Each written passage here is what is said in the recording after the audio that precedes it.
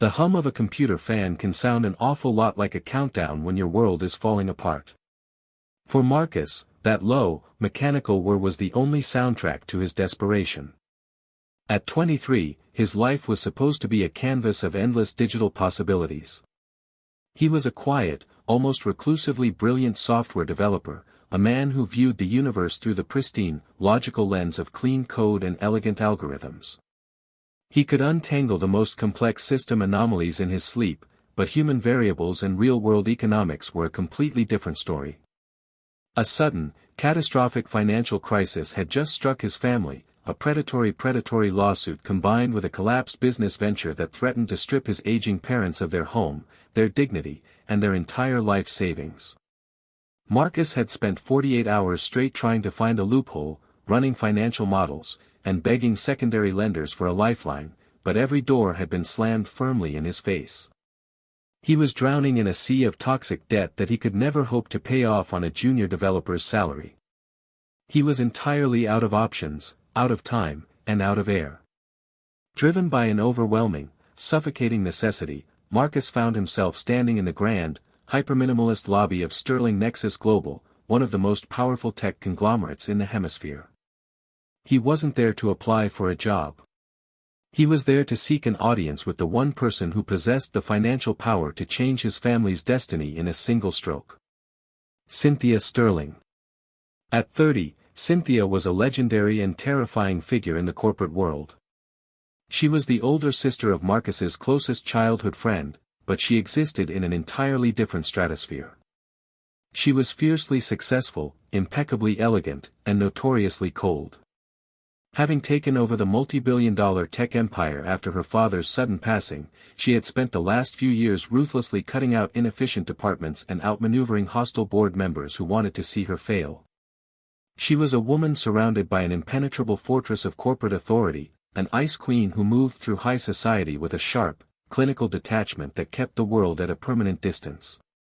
Marcus had only ever seen her from afar during his high school days, a striking, distant deity who occasionally glided through his friend's house without offering a single glance to the quiet teenagers playing video games in the living room.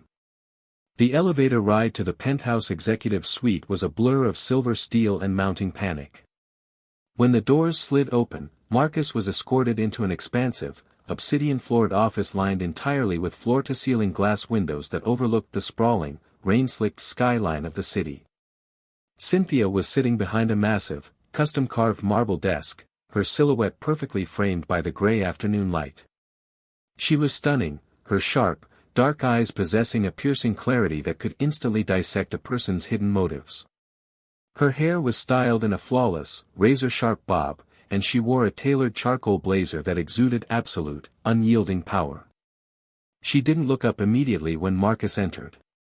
She allowed the silence in the room to stretch, heavy and suffocating, before she finally closed her sleek digital tablet and fixed her chilling gaze directly onto his trembling frame. Marcus explained his situation in a calm, measured voice that betrayed none of the absolute terror screaming inside his soul. He didn't beg. He laid out the financial data with algorithmic precision, offering to sign over the exclusive intellectual property rights to a revolutionary, unreleased artificial intelligence encryption protocol he had spent 3 years developing in exchange for an emergency corporate loan to clear his family's debt. He stood before her desk, his hands loosely clasped, preparing his mind for her inevitable, clinical rejection. Cynthia listened to his entire presentation without a single interruption, her face an unreadable mask of absolute stone. When he finished speaking, she didn't look at the technical blueprints he had placed on her desk. Instead, she slowly stood up from her chair, her movements fluid, deliberate, and predatory. The click of her designer heels against the polished floor echoed like a clock ticking down to an execution.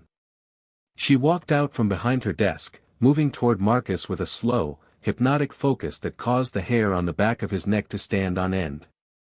Marcus backed up instinctively, his sneakers scuffing the floor, until his shoulder blades hit the cold, solid glass window of the office. He was completely trapped. Cynthia didn't stop until she was standing just inches away from him, completely invading his personal space. The scent of her perfume, a delicate, intoxicating blend of white tea and expensive cedar, washed over him, erasing the ambient chill of the air conditioning. She reached out, her long, manicured fingers resting against the glass right next to his head, effectively cornering him against the skyline. She leaned in closer, her dark eyes flashing with a sudden, intense psychological focus that made Marcus's heart skip a beat. "I will clear your family's entire debt today, Marcus," Cynthia whispered, her voice a low, smooth, and incredibly commanding melody that vibrated straight through his chest. She looked at his lips for a fraction of a second before locking back onto his wide eyes. "Every single cent will vanish from the public record before the banks close at 5 o'clock. But I don't want your encryption protocol. I want something far more valuable. In return for my capital, you must sign a legally binding contract to be my husband for exactly 1 year to help me secure my position against the board of directors." Marcus felt the air leave his lungs completely. He stared at her, his brain completely scrambling, his analytical thoughts grinding to a painful halt. A contract marriage? He was a quiet, ordinary software developer, a man who hid in the shadows of his code. Cynthia was the tech queen of the city. The proposition was entirely insane.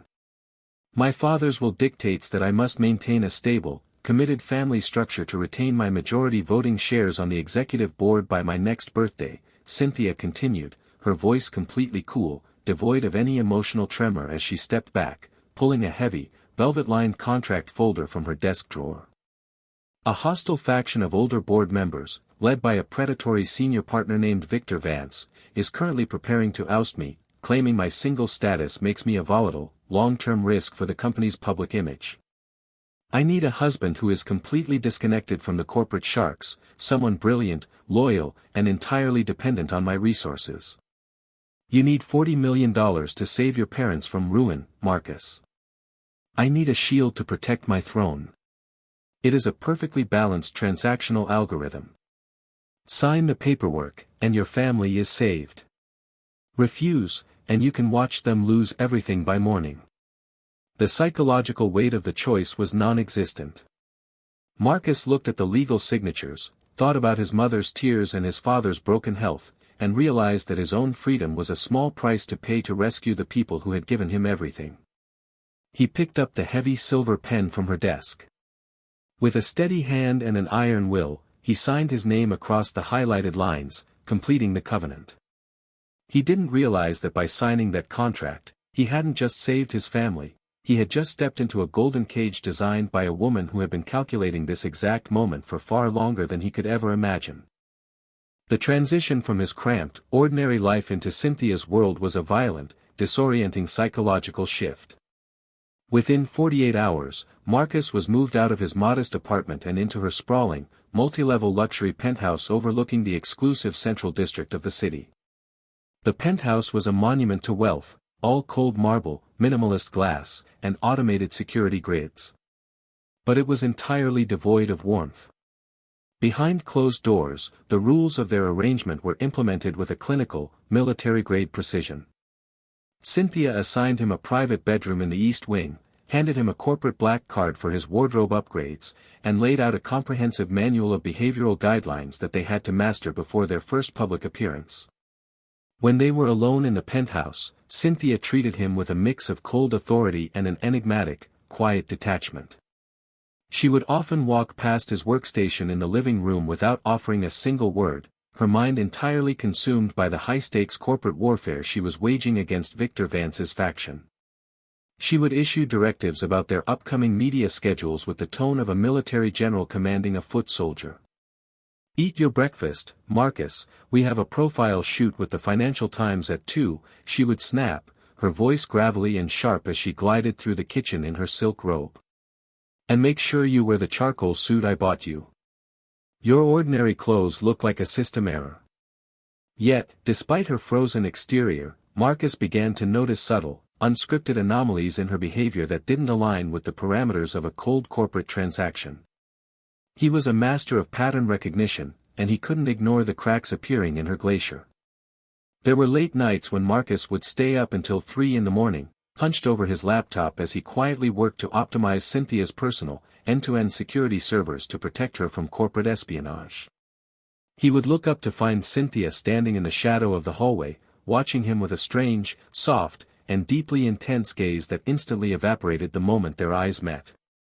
She would walk into the kitchen, her cold composure slipping for a fraction of a second, and quietly set a steaming mug of black coffee next to his keyboard, her fingers lingering against his sleeve for a heartbeat longer than necessary before she retreated to her master suite without saying a word. The true test of their arrangement arrived when they stepped out into the blinding, chaotic glare of high society. To the media, the corporate rivals, and the international tech paparazzi, Marcus and Cynthia were the blueprint of an absolute, madly in love power couple. They had to perform a grand theater of passionate intimacy to convince the cynical board of directors that their marriage was a genuine, permanent covenant rather than a strategic legal play. Marcus had to master the art of public affection, an experience that pushed his quiet nature to its absolute limit. At major tech galas, charity auctions, and red carpet product launches, he had to wrap his arms securely around Cynthia's slender waist, pulling her close against his frame as hundreds of camera flashes exploded in their faces. He had to lean down, his lips brushing against her temple, whispering private, manufactured jokes into her ear while journalists shouted their names. During these public performances, Marcus could feel the profound, physical reality of the woman hidden beneath the CEO armor. Her body, usually so rigid and imposing, would completely soften against his chest. He could feel the rapid, violent hammering of her heart against her ribs whenever he tightened his grip around her waist, and her breath would catch in a sudden, breathless gasp whenever he instinctively took her hand to guide her through a dense crowd of aggressive reporters. Her public smiles weren't corporate, they carried a radiant, blinding warmth that left Marcus's own soul burning with a dangerous, forbidden desire. He was falling deeply, hopelessly in love with his contract wife, a realization that terrified him, knowing that when the 12 months expired, she would likely vanish back into her untouchable boardroom fortress, leaving him in the dark. The fragile boundaries of their dual existence completely dissolved on a stormy midnight midway through their contract year. A massive electrical storm had rolled over the valley, knocking out the primary power grid of the central district, plunging the luxury penthouse into a deep, shadow-drenched quiet. Marcus was sitting on the living room floor by the glass balcony doors, the silver moonlight illuminating his laptop screen as he monitored a series of anomalies he had detected within Sterling Nexus's offshore data repositories. He heard the soft rustle of silk behind him. He turned his head to find Cynthia standing in the center of the room, her long silver silk nightgown catching the moonlight like a ghost.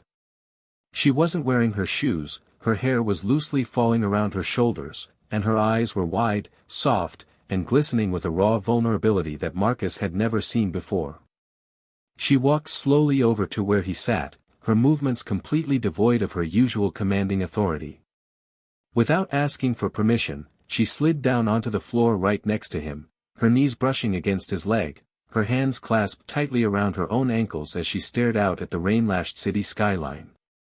"You shouldn't be working so late, Marcus," Cynthia said softly, her voice no longer a cold corporate directive, but a quiet, trembling whisper that cut through the sound of the thunder outside. "The board doesn't pay you to solve their server errors." "I'm not doing it for the board, Cynthia," Marcus replied, closing his laptop, his eyes locking onto her profile in the dark. "I'm doing it to keep your personal network secure.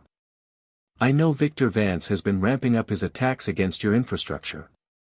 I won't let him compromise your position."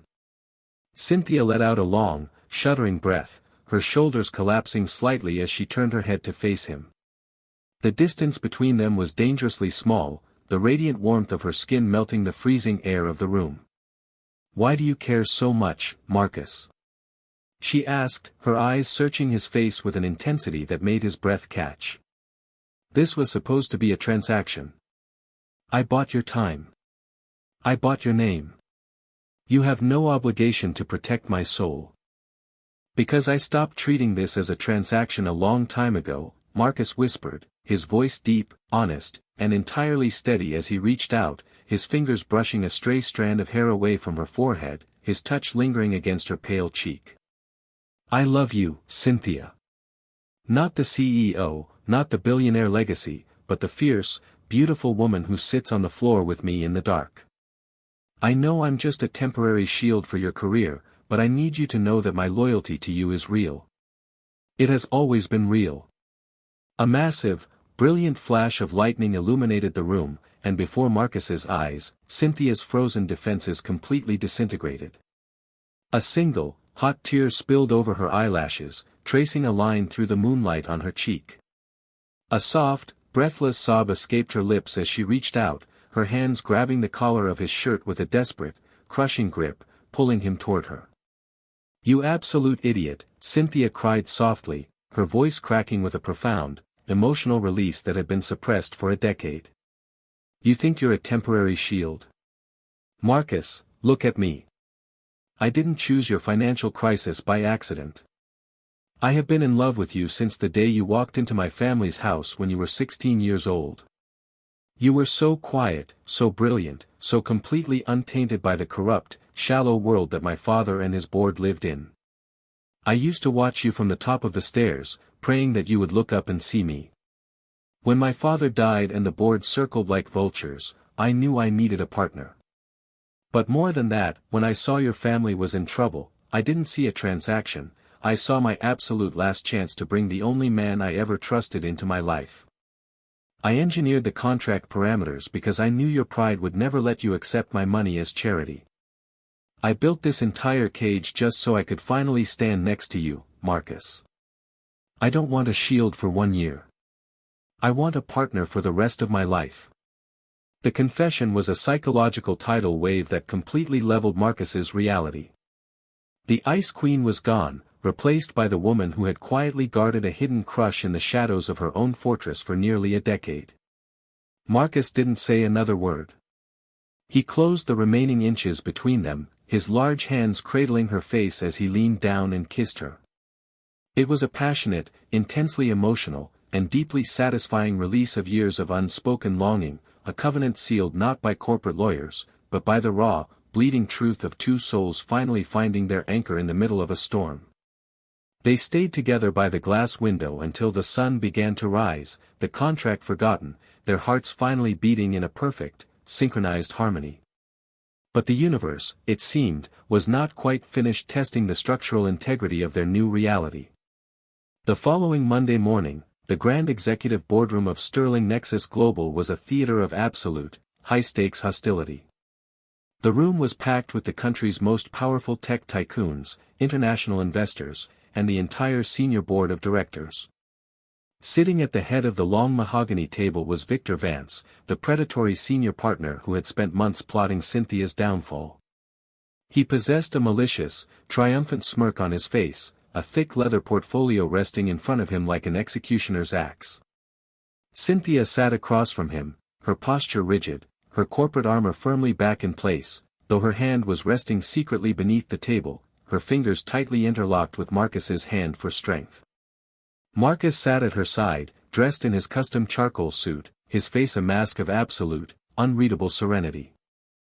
"We are calling this emergency meeting to order to address a severe, disqualifying violation of the corporate governance bylaws by our current CEO, Victor Vance announced, his booming voice cutting through the tense silence of the room, drawing every eye to his portfolio. Our private compliance team has just finalized an independent investigation into the marriage of Cynthia Sterling and Marcus. The evidence is absolute. This marriage is a complete, fraudulent sham. It is a strategic corporate play designed to artificially satisfy her father's will and manipulate the voting shares of this board. We have intercepted the original, unredacted financial contract detailing the $40 million wire transfer to Marcus's family debts executed on the exact day of their legal union. This is corporate fraud, a manipulation of the trust, and I am calling for an immediate, absolute vote to strip Cynthia of her executive powers and banish her from this corporation permanently."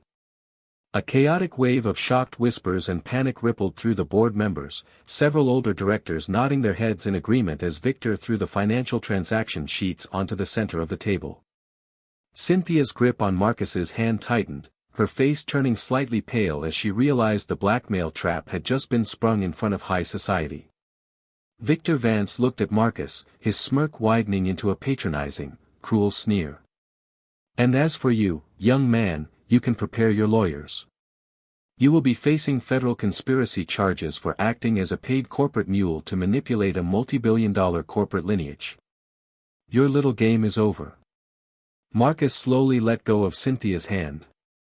He stood up from his chair, his tall frame commanding immediate attention in the silent room. He didn't look terrified, and he didn't look defensive. He looked down at Victor Vance with a cold, calculated precision that made the senior partner's smirk momentarily freeze.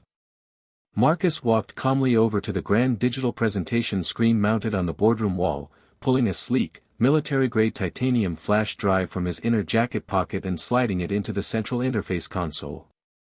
"You're an excellent lawyer, Victor," Marcus said, his voice low, steady, and carrying a terrifying, serene authority that echoed off the glass walls of the boardroom. "But you are a truly terrible data analyst. You spent the last 3 months monitoring my family's financial transactions, but you entirely failed to monitor your own internal infrastructure." The massive screen flared to life, displaying a breathtaking, comprehensive repository of classified architectural data, illegal insider trading records, and encrypted server access logs belonging to Victor Vance's private holding firms. The data laid out a monstrous, systematic operation. Victor had been covertly leaking Sterling Nexus's proprietary artificial intelligence source codes to an international rival cartel for over 18 months, using the resulting dark liquidity to short Sterling Nexus's stock options before the board meetings. "While you were busy hiring private investigators to review my marriage certificate," Marcus continued, stepping closer to the table, his eyes boring into the panicked senior partner, "I was busy running a deep-dive forensic audit on your personal server relays. Every single piece of incriminating data on that screen was pulled directly from your private laptop using the very encryption overrides you implemented to bypass the firm's internal audits. You didn't call this meeting to protect the corporate lineage, Victor. You called it because you knew our new AI encryption protocol, the one I finalized last night, would automatically detect your insider trading files within the next 48 hours. You needed to eliminate Cynthia today before your own treason was exposed to the federal authorities." The boardroom transformed into an absolute arena of chaotic fury. The independent directors stood up, shouting in outrage as they read the undeniable proof of Victor's multi-million-dollar corporate sabotage. Victor Vance collapsed back into his leather chair, his face a ghostly, ash-gray color, his hands shaking violently as he realized his entire house of cards had just been completely demolished by the quiet software developer he had dismissed as an insignificant pawn. Marcus turned his head slowly to look at the senior compliance officer standing near the door. "The compliance tokens match, sir. The whistleblower files have already been securely routed to the Federal Financial Crimes Division. The local authorities are currently entering the lobby of this building to execute an arrest warrant for Victor Vance for corporate espionage and grand larceny." Marcus then turned back to face the stunned board of directors, his voice dropping into a final, merciless verdict that left no room for negotiation. "And as for the validity of my marriage to Cynthia, the $40 million capital injection was not a corporate payment. It was a private asset restructuring executed between 2 lifelong partners. If any member of this board still wishes to challenge the stability of Cynthia's family structure, you are welcome to cast your vote now. But you will be casting it against the man who currently holds the primary encryption keys to every single secure database this conglomerate owns." The silence that followed his words was absolute, a profound display of total, unmitigated corporate submission. Not a single director raised a hand. The hostile faction was entirely broken. Victor Vance was led out of the boardroom in chrome handcuffs minutes later, and Cynthia's position as the undisputed queen of Sterling Nexus Global was permanently, unshakably secured. When the heavy boardroom doors finally clicked shut, leaving Marcus and Cynthia alone in the grand space, Cynthia walked over to him, her eyes shining with an absolute, radiant pride and deep emotion. She didn't offer a corporate handshake. She threw her arms around his neck, pulling him into a passionate, breathless kiss that celebrated their absolute victory over the sharks of the world. The 12-month contract was dead, its restrictive parameters completely burned away in the fire of their shared battle. As they stood together by the massive glass window of the executive suite, looking out at the sun-drenched skyline of the city, Marcus wrapped his arm securely around his wife's waist, his heart filled with a profound, immovable peace. He was no longer a quiet developer hiding in the shadows of his code, and she was no longer an isolated queen trapped behind an icy fortress. They were partners, equals, and lovers, ready to step hand in hand into a beautiful, infinite new beginning that was no longer a corporate transaction, but a passionate, lifelong reality that would stand unbroken forever.